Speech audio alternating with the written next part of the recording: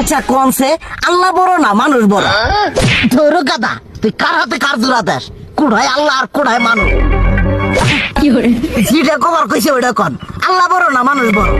আল্লাহই তো বড়।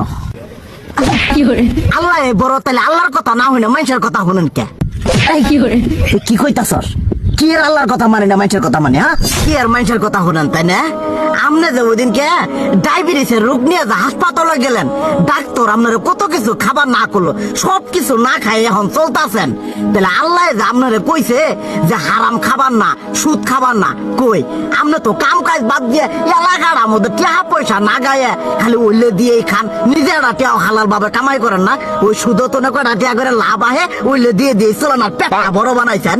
শুনেন একটা কথা কই, হারামের কোনোদিন আরাম নাই। হালাল পথে রুজি রোজগার করেন, প্রয়োজনে এড়া বেলা কম খায়েন, তাও শরীর পিণ্ডও ভালো থাকবো।